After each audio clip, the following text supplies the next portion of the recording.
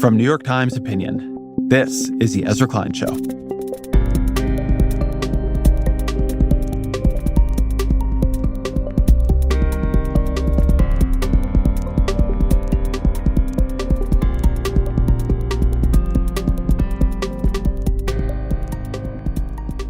You've probably seen the clip by now. Donald Trump is holding a town hall. It's Monday, October 14th in Pennsylvania. He's being asked softball questions by Kristi Noem, the Republican governor of South Dakota. And there's a medical emergency in the crowd. The rally stops for a while. They play Ave Maria while the medics respond.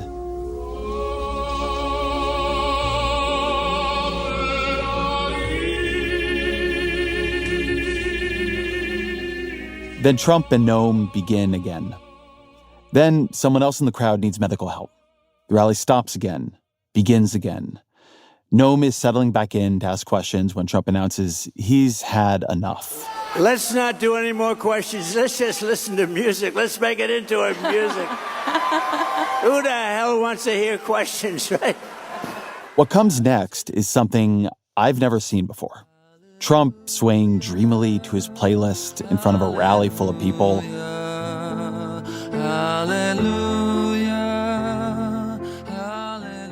For nearly 40 minutes. Memory,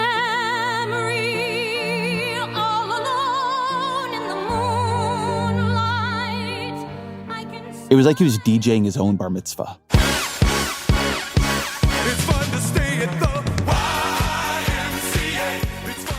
You can look in these clips at the faces of the people around him, like Noem. They really have no idea what to do.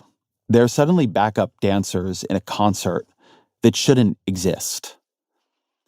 Now, part of me finds Donald Trump's behavior here unusually relatable. You think I want to sit up here talking about politics and war day after day? You don't know the temptation to just for 1 week, turn this podcast into a drum and bass set or play you some of my favorite Kiasmo songs. But I don't. Of course I don't. It's not what we're doing here. And if I were a presidential candidate in the final weeks of a campaign, I wouldn't do what Trump did because the fallout would be predictable. An avalanche of media coverage asking, what the hell was that?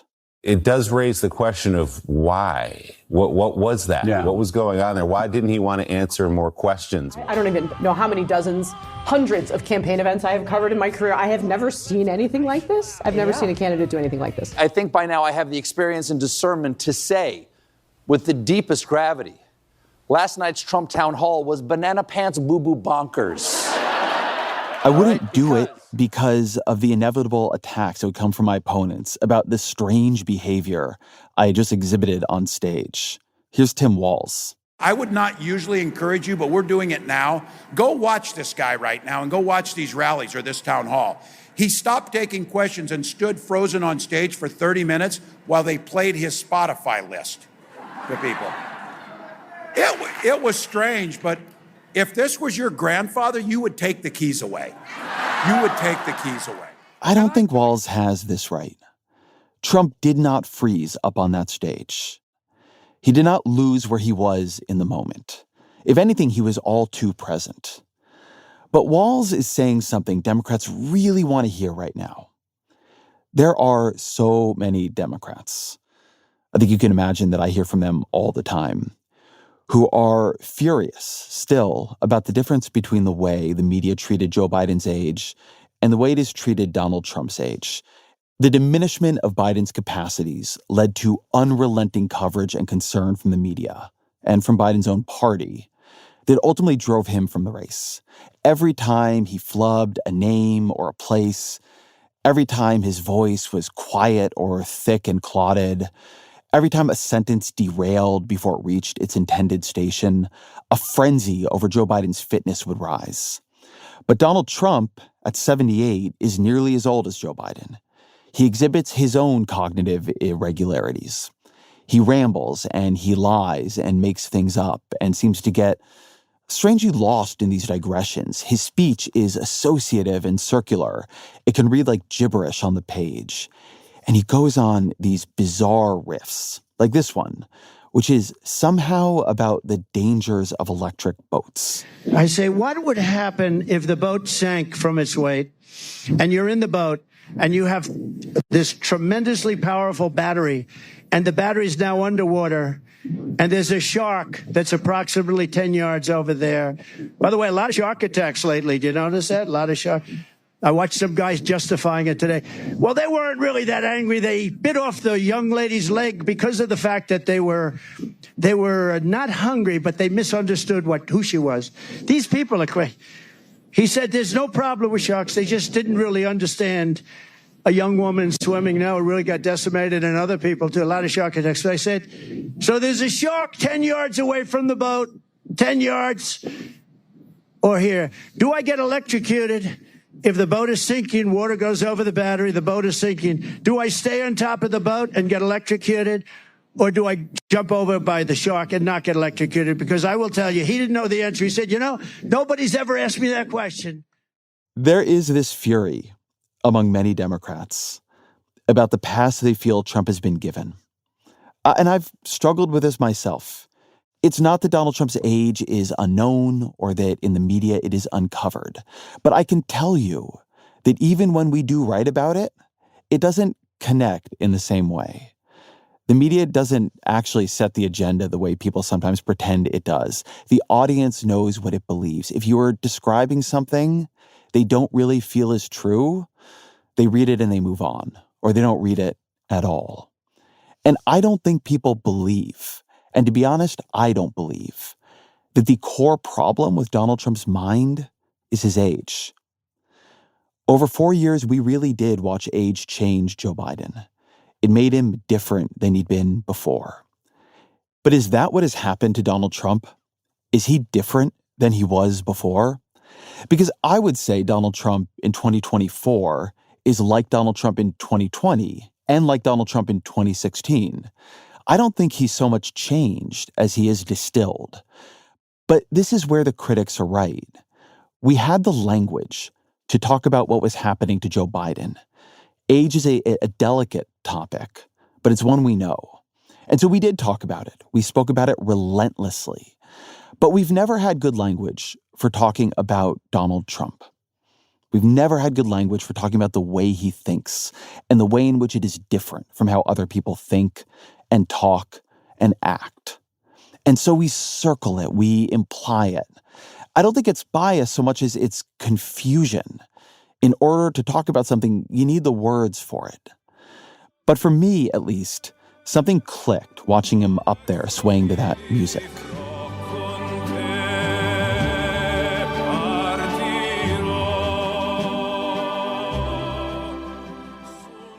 You may have heard of the big 5 personality traits: openness to experience, conscientiousness, extroversion, agreeableness, neuroticism. We all fall somewhere on the spectrum of each of them. I've taken these psychological tests and I score really about as high as you possibly can on conscientiousness and agreeableness. And if we're really being honest here, I'm above average on neuroticism too. I was talking to a psychologist about this when I was researching this piece. And when I told him that, he told me, that's a really good combination for being very productive and very anxious. Yeah, sure is. I mentioned, though, that these traits are spectrums. Some of the newer personality frameworks, they name the other side of the spectrum too. So to be low on neuroticism is to be high in emotional stability. To be low on extroversion is to be introverted. And to be low on conscientiousness is to be disinhibited. To be very low on conscientiousness is to be very high on disinhibition. And that is Donald Trump. I want to tread carefully here. For years now, there's been a cottage industry of books diagnosing Trump with this or that psychological malady. And the view that Trump's psychology borders or tips into the pathological, it's not limited to his critics. John Kelly, Trump's second chief of staff, is known to have bought the book, The Dangerous Case of Donald Trump.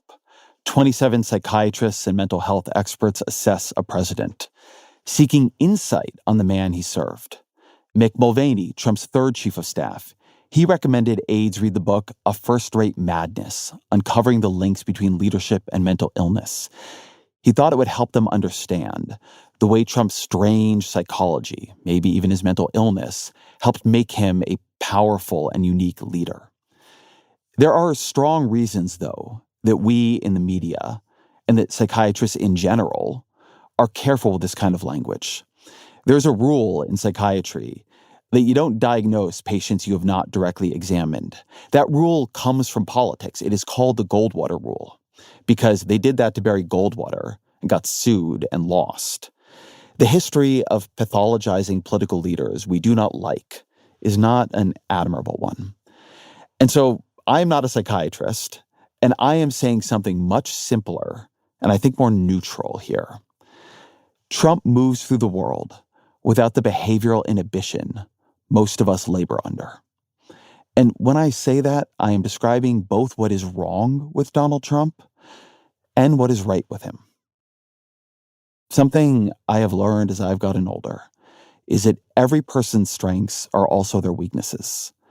Disinhibition is the engine of Trump's success. It is a strength. It is what makes him magnetic and compelling on a stage.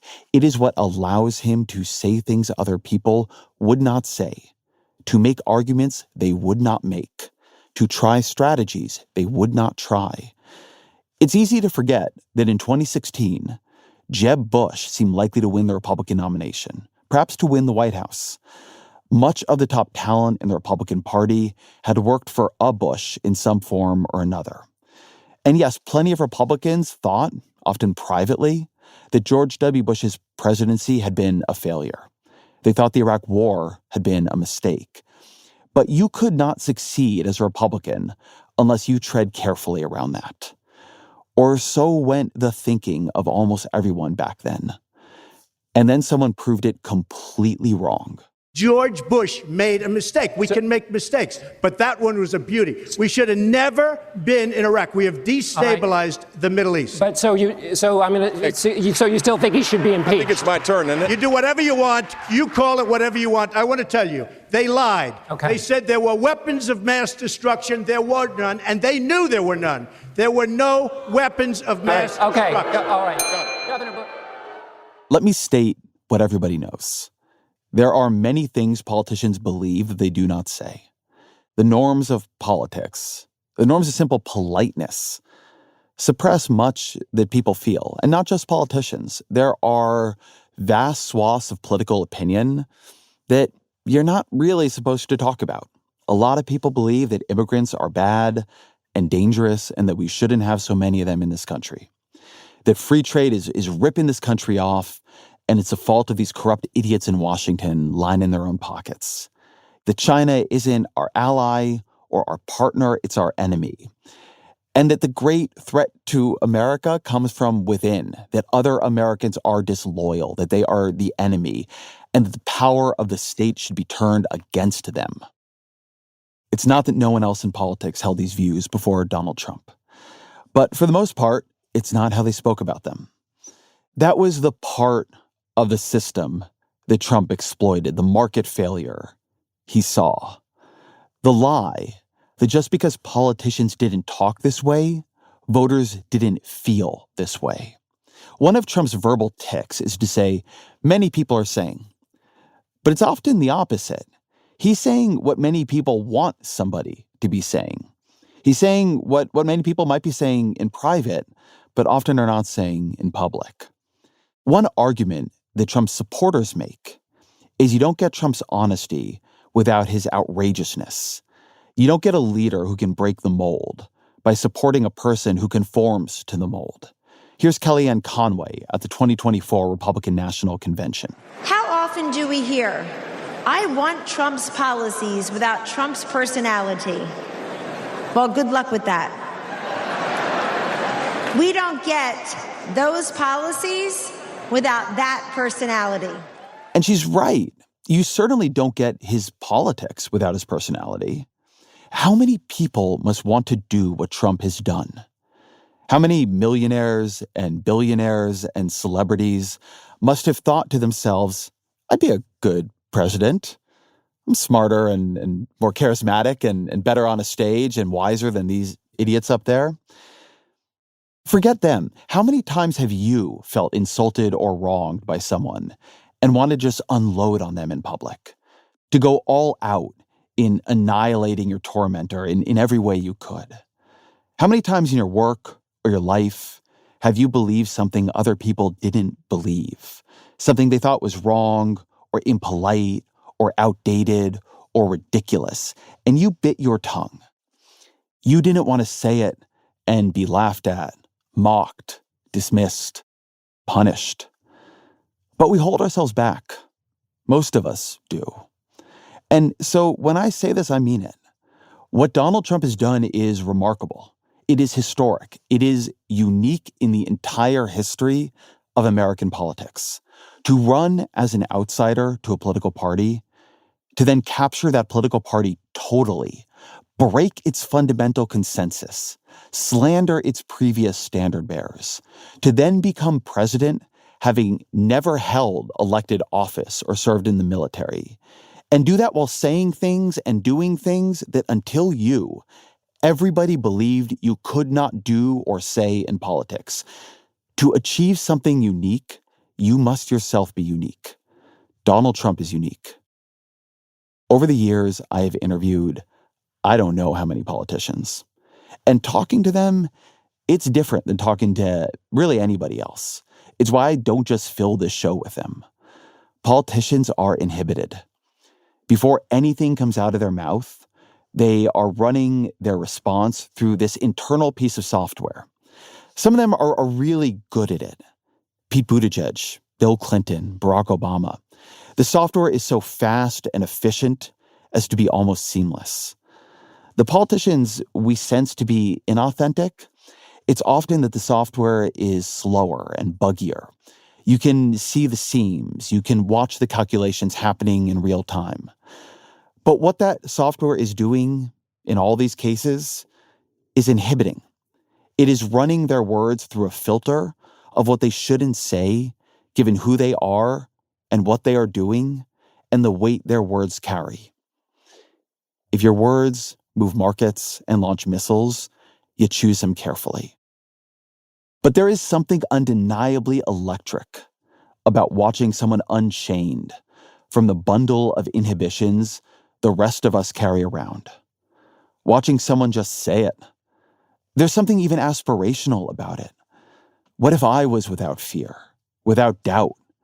And if I can't be without fear, if I can't be without doubt, what if I could at least be led by somebody who was, protected by somebody who was, fought for by somebody who was? It is Donald Trump's absence of inhibition that makes him a great entertainer. It is Trump's absence of inhibition that makes him feel to so many like not a politician, the fact that he was already the U.S. president notwithstanding. It is why the people who want to be like him, the mini-Trumps, the Ron DeSantis's and Blake Masters's and Ted Cruz's, they can't really pull it off. Because what makes Trump Trump isn't his views on immigration, though they are part of it. It's this manic charisma born of his disinhibition. It is his great strength. It is also his terrible flaw. Sometimes Trump's disinhibition gets you a willingness to call a failed presidency, to call a lie that took us to war a lie. But sometimes it gets you this. Somebody should run against John McCain, who has been, in my opinion, not so hot. And I supported him. I supported him for president. I raised $1 million for him. It's a lot of money. I supported him. He lost. He let us down. But, he lost. So I never liked him as much after that, because I don't like losers. But Frank, let me get to it. He hit me. He's not a war hero. He's a war hero. He's a war hero. 5.5 years. He's a war hero because he was captured. I like people that weren't captured, okay? I hate to tell you. Do you agree with that? He's a war hero because he was captured, okay? You can have, and I believe perhaps he's a war hero, but right now he said some very bad things about a lot of people. Trump's disinhibition is yoked to a malignancy at his core. I do believe he's a narcissist. If Putin praises him, he's going to praise Putin. If John McCain mocks him, he's going to mock John McCain. Donald Trump doesn't see beyond himself and what he thinks and what he wants and how he's feeling. He doesn't listen to other people. He does not take correction or direction. Wisdom is the ability to learn from experience, to learn from others. But Donald Trump doesn't really learn. He once told a biographer, "When I look at myself in the first grade and I look at myself now, I'm basically the same. The temperament is not that different." And you know what? I believe him totally when he says that. In 2018, Donald Trump told the Washington Post, quote, "I have a gut, and my gut tells me more sometimes than anybody else's brain can ever tell me." Imagine going through life truly believing that, truly acting like that. And then imagine that in so many ways, it has worked for you. It has made you rich and famous and powerful beyond your wildest dreams. What would that do to you? What does that do to a person with a mind like Donald Trump's? Here is the question Democrats have floundered in answering this year. If Donald Trump is really so dangerous, then how come the consequences of his presidency weren't worse? There is this gap between the unfit, unsound, unworthy man Democrats describe and the memories that most Americans have of his presidency, at least before the pandemic. If Donald Trump is so bad, why were things so good? Why were they at least okay? There is an answer to this question. It's that as president, Trump was surrounded by inhibitors. In 2020, the political scientist Daniel Drezner published a book entitled The Toddler in Chief. The core of the book was over 1,000 instances Drezner collected in which Trump is described by those around him in terms befitting an impetuous child. These quotes about Trump abound. They're given on the record sometimes, on background other times. They're given to various biographers and reporters. Some of them are later disputed as the staffer realizes the consequences of what they have said, but there are reams and reams of them. For every one I offer here, I could give you a dozen more. In 2017, his deputy chief of staff, Katie Walsh, described working with President Trump as, quote, trying to figure out what a child wants. Steve Bannon, Trump's chief strategist, said, quote, I'm sick of being a wet nurse for a 71-year-old. James Mattis, Trump's first Secretary of Defense, and John Kelly, later Trump's chief of staff, they often described themselves like babysitters. They made a pact to never be overseas at the same time, lest Trump do something truly deranged before they could stop him. Here's a title of a 2017 article in Politico. White House aides lean on delays and distraction to manage Trump. The first paragraph reads, quote, as White House chief of staff, Reince Priebus mused to associates that telling President Donald Trump no was usually not an effective strategy. Telling him next week was often the better idea. In 2018, the New York Times published a bombshell op-ed by an anonymous member of the Trump administration who said he, a Republican, was part of an internal resistance to Donald Trump, in which, quote, many of the senior officials in his own administration are working diligently from within to frustrate parts of his agenda and his worst inclinations, end quote. That author later revealed himself to be Miles Taylor, the chief of staff of the Department of Homeland Security.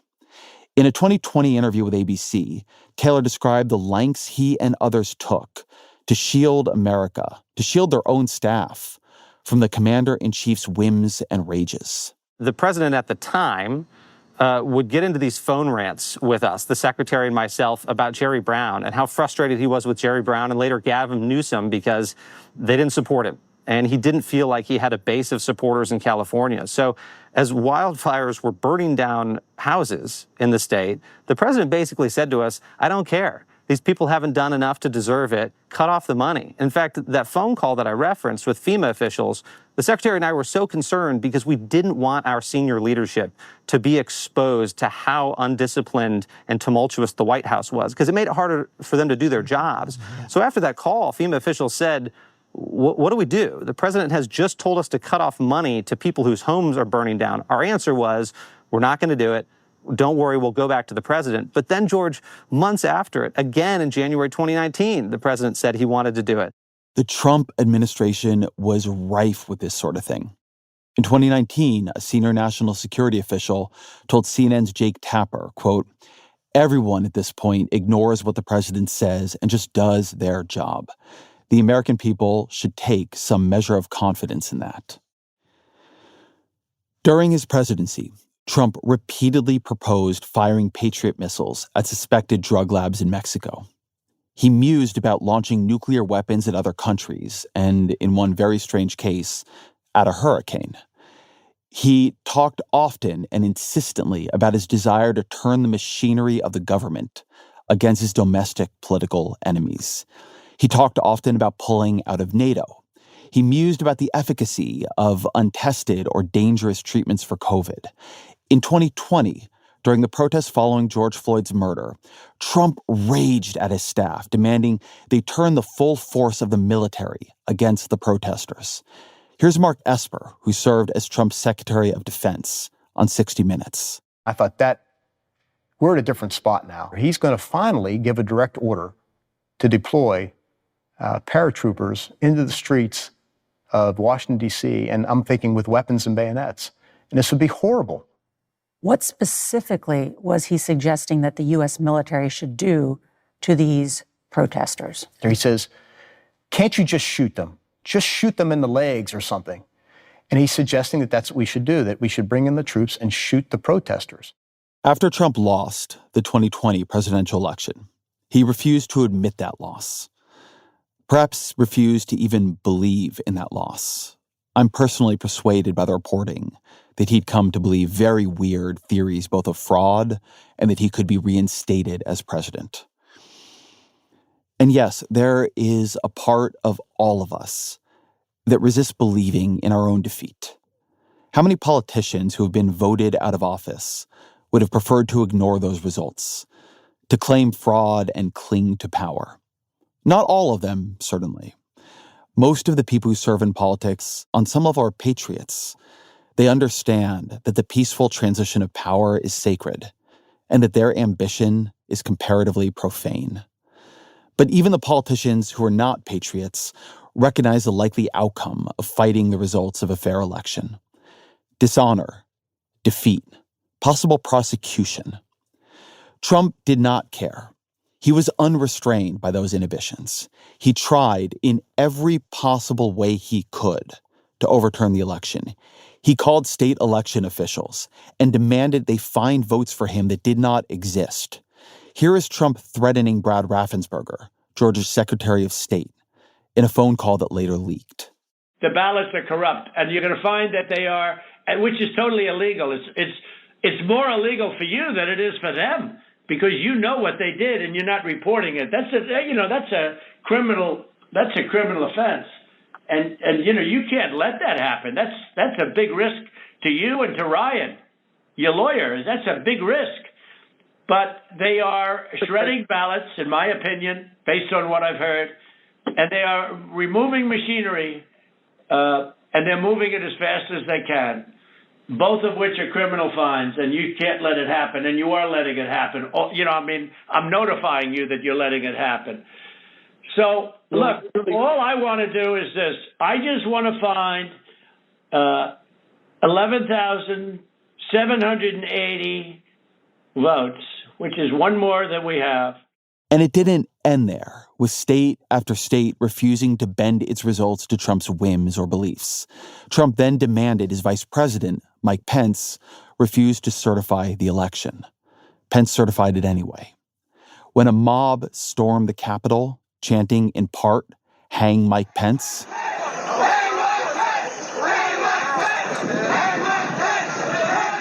Trump did nothing. He watched it on television. Even now, knowing everything we know about that day, the people who died, the people who were injured, how close we might have come to a massacre in the halls of Congress, here is how Trump describes it. The vice president, I disagree with him on what he did. I totally disagreed with him on what he did. Very importantly, you had Hundreds of thousands of people come to Washington. They didn't come because of me. They came because of the election. They thought the election was a rigged election, and that's why they came. Some of those people went down to the Capitol. I said, peacefully and patriotically, nothing done wrong at all, nothing done wrong. And action was taken, strong action. Ashley Babbitt was killed. Nobody was killed. There were no guns down there. We didn't have guns. The others had guns, but we didn't have guns. What is remarkable to me about Trump's answer, which Trump just gave last week at a Univision town hall, is it doesn't even serve his interests. He needs to reassure people about this. And that's the problem with lacking the restraint that most of us have. That restraint helps us act strategically, carefully. When I described the way politicians calculate their answers earlier, I wasn't insulting them. There is a reason they do that. When J.D. Vance showed up at the vice presidential debate as a kinder, gentler, more accommodating version of himself, all that anger and contempt sanded off, he did that for a reason. He inhibited himself to achieve his goals. But Trump has no ability to do the same. That's why he lost the debate with Harris so decisively. When he is pressured, when he is emotional, he can't stop himself. He can't inhibit himself. Here he is on Fox and Friends, being lobbed an easy question, a softball, about making nice with Nikki Haley, whose help he could really use right now, whose help has been offered to him. She wants to help. She said, if he calls me, I'm there. You guys used to be tight. In the last 18 days, will you call her and say, come out with me? Yeah, I'll do what I have to do. But let me just tell you, Nikki Haley and I fought, and I beat her by 50, 60, 90 points. I beat her in her own state by numbers that nobody's ever been beaten by. I beat Nikki badly. I beat everyone else too badly. Look, if you want to see Trump lose the 2024 election, that answer is perfect. But if you want to see him win it, which he does, which his staff does, that answer is insane. The man cannot help himself. He is missing the part of his mind that tells him what not to say, what not to do. He may be cunning and intuitive. He may know how to work a room and command a crowd. He may know how to spy the weakness in another person and dominate them. But he cannot control himself. The best argument you can make about Trump's first term is that there was a constructive tension between his disinhibition and the constraints of the staff and the bureaucracy and the institutions that surrounded him. Yes, some of his ideas were bad and dangerous and unconstitutional, but they mostly didn't happen. They were stopped by his aides, by the so-called deep state, by the courts, by civil society. And the way he pushed, the way he didn't constrain himself to what other presidents would have done or said, maybe that led to changes that, at least if you agree with him, were positive. Changes that wouldn't have happened under another president. Tariffs on China, a sharp drop in border crossings, NATO allies spending more on defense. But now the people around Trump have spent 4 years plotting to dismantle everything that stopped Trump the first time. That's what Project 2025 and the nearly 20,000 resumes it reportedly vetted is really all about. That's what Trump's inner circle is spending its time and energy doing. Don Jr. told the Wall Street Journal, quote, "We want people who are actually going to follow the president, the duly elected president, not act as sort of unelected officials that know better because they don't know better," end quote. He went on to say that, quote, "We're doing a lot with vetting. My job is to prevent those guys." I've heard this from a number of people preparing for a second Trump term. Personnel was a problem in the first. Vetting for loyalty is now the answer. Don Jr. was one of the people who reportedly persuaded Trump to pick J.D. Vance. Back in May, before Vance was chosen, but when he was known to be under consideration, when he was clearly running for the job, he sat down with my colleague Ross Douthat, who asked him an interesting question. When, Ross asked, did Vance decide that he actually liked Donald Trump? Vance said that it was when he first met Trump in 2021. And Trump told him this story about being deceived by his generals about troop levels in the Middle East. Vance said that the conversation made him realize Trump was deeper than he'd been given credit for. And Vance realized, quote, I was deeply offended by this. Talk about a threat to democracy. The generals not listening to the President of the United States about matters like troop deployment. Vance is one of many now who have made it their mission to see that Trump's future orders are carried out, no matter their content. If Trump was constrained by others in his first term, Vance wants to make sure the same does not happen in his second term. And Vance has been arguing this for some time. Here he is in 2021, again arguing that the true threat to democracy isn't Trump trying to overturn elections or Trump doing dangerous things in office, but Trump's will being frustrated by the bureaucracy around him. The administrative state controls everything, right? So to the point that, like, when Donald Trump wins, he can't even sometimes get his people in core positions of authority in the administrative state. It's like, well, do we have a constitutional republic? The founding fathers actually created a very powerful chief executive, a very powerful president. But if he can't even fire the people in his own administration, like, is this really a successful republic? The thing to see here is that Trump's supporters want to have it both ways. They point to what didn't happen in his first term as proof that the same or worse will not happen in his second term. But they themselves are trying to remove everything that stopped Trump's worst impulses from becoming geopolitical or constitutional crises. Here, for instance, is Vance speaking at the vice presidential debate. Remember, he said that on January the 6th, the protesters ought to protest peacefully. And on January the 20th, what happened? Joe Biden became the president, Donald Trump left the White House, and now, of course, unfortunately, we have all of the negative policies that have come from the Harris-Biden administration. Fine. But then here at the All In conference is Vance describing what would have been different if he'd been the vice president on January 6th. Do I think that Mike Pence could have played a better role? Yes. But again, the two premises that I take issue on is, one, Pence was not asked to overturn the election. He couldn't have. But two, the reason— He was asked to not certify it. Sure. So would you have certified? I'll ask you for the third Again, time. I would have asked the states to submit alternative slates of electors and let the country have the debate about what actually matters and what kind of an election that we had. So you wouldn't have certified it, to be clear. I would have asked the states to submit alternative slates of electors. I think that's what I would have done. Again, I am not here to tell you that Donald Trump's age is not a problem. He would be, upon his inauguration, the oldest president ever to assume the office.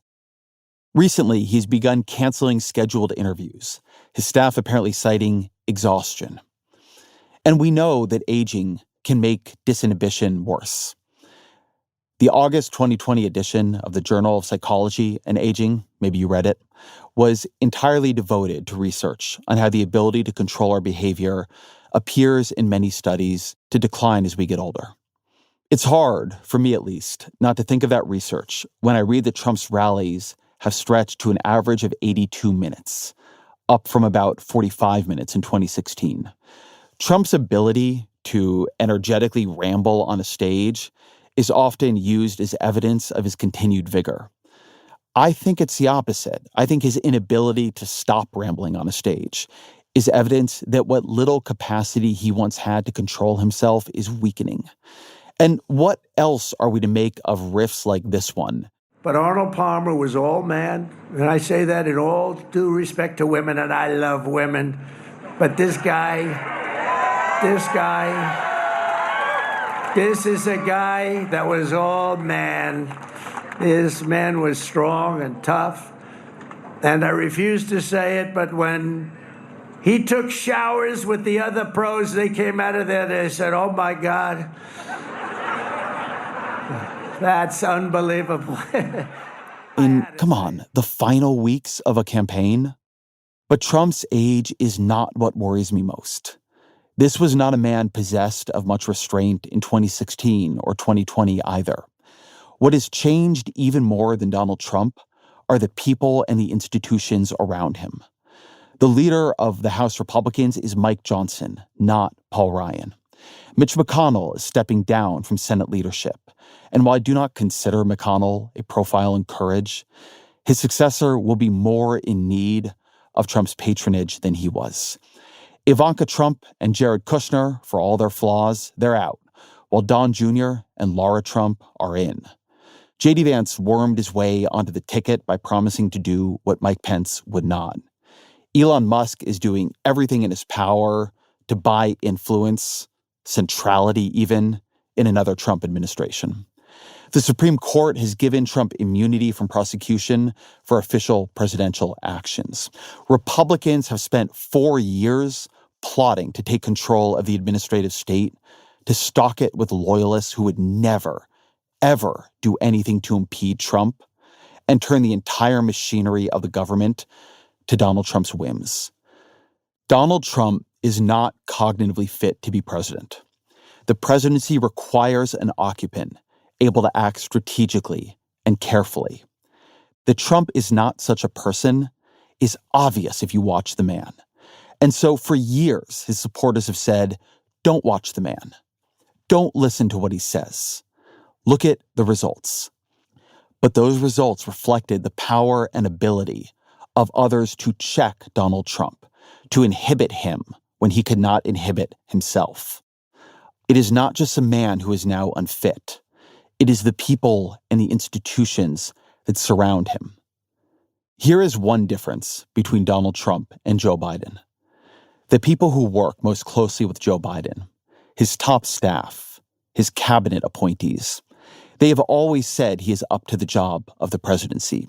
Fit cognitively, fit morally. The people who worked most closely with Donald Trump, many of his cabinet secretaries, many of them now say he is not, that he never was. I think that whoever we elect in 2024 has to meet a number of criteria.